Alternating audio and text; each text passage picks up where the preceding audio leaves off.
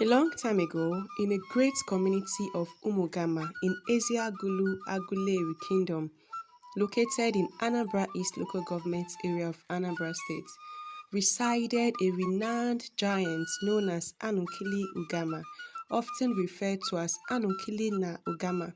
He was the son of Ugama and Adaeze Eziagulu and possessed not only immense stature but also exceptional strength and prowess as a warrior. Anukili was among the three giant warriors. However, despite his bravery, tales has it that Anukili saves his people and those in neighboring towns from invaders and slave drivers. At the same time, he threatens, beats, and terrorizes his people, the very qualities that made him a terror to all. Anukili was a great giant, about 8 feet tall. He was erratic. He was a study of ugliness. He was huge and tall. His skin was tough and curse. His stomach was a big water pot. His face was dotted with scars. His eyes were bloodshot. His lips were thick as the bark of a tree.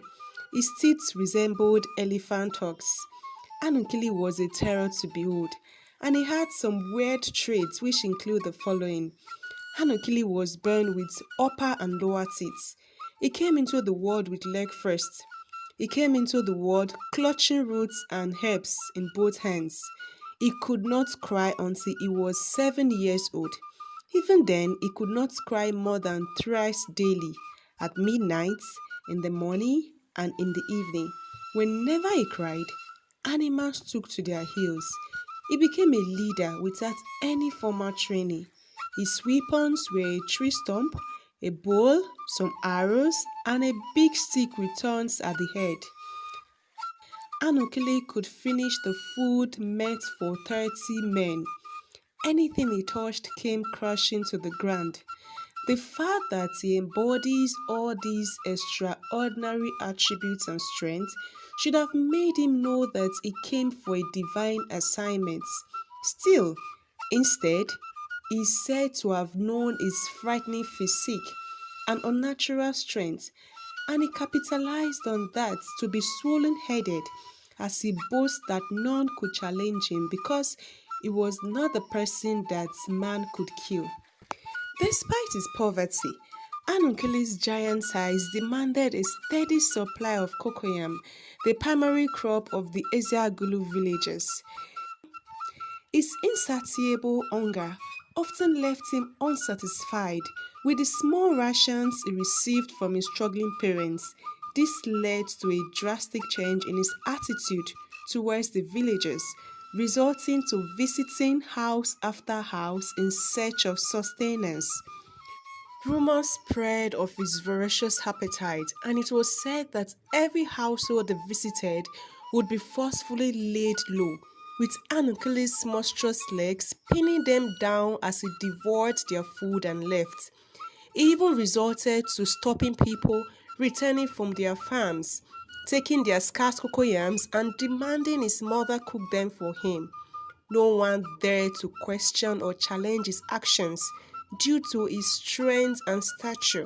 The elders of Eziagulu believed a wife would solve Anukili's food demands, but who would agree to marry such a giant? After much deliberation, they decided to find him a wife from a neighboring village. Reluctantly, the woman was brought to Anukili, who expressed gratitude and promised to treat her well as his wife and support his children. Despite her fearful expression, she accepted him as her husband. The elders even provided them with a plot of land to cultivate cocoyams. But once the elders had left, the woman's terror resurfaced as she observes Anukili's immense size and manner in which she hates. She immediately called for the elders' attention, refusing to stay with Anukili. Despite their offers to fulfill her desires, she left, and the women who had been married to Anukili before did the same. Anukili was completely powerless when it came to his wives. He was unable to stop them from leaving, and instead of taking responsibility, he began to blame himself. He feared that this was his punishment. Yet his disturbing and harassing behavior towards the people of Asia Gulu never ceased. This went on until one momentous day when the elders gathered in secret to discuss the situation. They decided that they must all leave Asia Gulu for Anukili's sake. That night, while Anukili slept, they quietly fled across the river to Odene and settled there. When Anukili woke the next morning, he was shocked as no one was around. He couldn't even hear the sound of human voices. He called out, but no one answered. He searched tirelessly, but no one could be found. He wondered where all the people of Asia Gulu could have gone so early in the morning. He waited, hoping they would come back, but they never did. Asia Gulu became a lonely and desolate place for Anukili, and he had to resort to eating hedge plants just to survive. After a few days, he decided to go to Odene River to bathe. To his surprise, he saw the people of Asia Gulu on the other side of the river. "So this is where you have been hiding," he muttered. He crossed the river to join them. But as soon as they saw him coming, they ran into nearby bushes to hide. Anukili searched, but he couldn't find anyone. He proclaimed, "You all can hide as much as you want, but you can't hide from me. Anukili, I will always find you, wherever you go." He then helped himself to their food, rested, and took a bath in the river before returning to Asia Gulu. Anukili was overjoyed to have finally found where the people were hiding. He made it a daily routine to visit them at Odene River in the morning and evening to eat with them. The people of Asia Gulu were exhausted, distressed, and scared. The elders gathered once again to discuss what to do. They reached a mutual understanding that their stay in Odene was unnecessary, as Anukili had already discovered their whereabouts.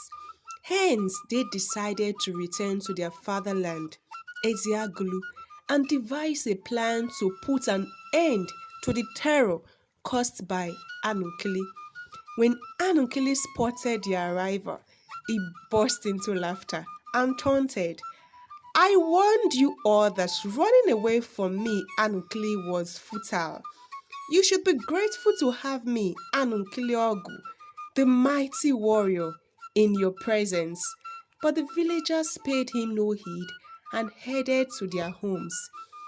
Several days passed, and the elders convened once again to discuss their course of action to eliminate Anukili's terror. One of the elders suggested eliminating him. "Oh, we would all be pleased to see him gone. But how can we accomplish this?" another elder questioned. "By shooting him, of course," declared another. "But let's think carefully. Firing bullets at him may not kill him, and he will retaliate," urged an elder. Other proposals were put forth, but ultimately they decided to enlist a native doctor's help to concoct a liquid charm that would render Anukili blind. The charm was delivered to Anukili through witchcraft. As he slept at night, as planned, it entered his eyes, and when he woke up in the morning, he couldn't see. Frantically, he tried to open his eyes with his fingers, but to no avail.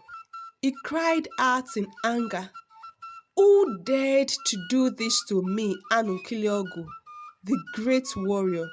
If the person had the courage, why didn't they confront me directly? Whoever did this will face my wrath." The residents of Asia Gulu were elated to hear that Anukili had lost his vision, rendering him unable to torment them or snatch their food. Anukili, famished and in agony was powerless to act due to his impaired sight. The people of Ezeagulu ridiculed him until one day his friend and native doctor from his mother's hometown heard of his plight and visited him. Anukili was overjoyed to welcome him and confided in him about the struggles he, the fierce warrior, had been facing. His friend chuckled, praised him, and said, weren't you the one who called yourself Anukili Ogu, the strong and invisible warrior, and claimed that no one could harm you? Anukili replied, yes, I did. His friend then remarked, if it is indeed true that you are as powerful as you claim to be, break the spell that is causing your blindness and restore your sight.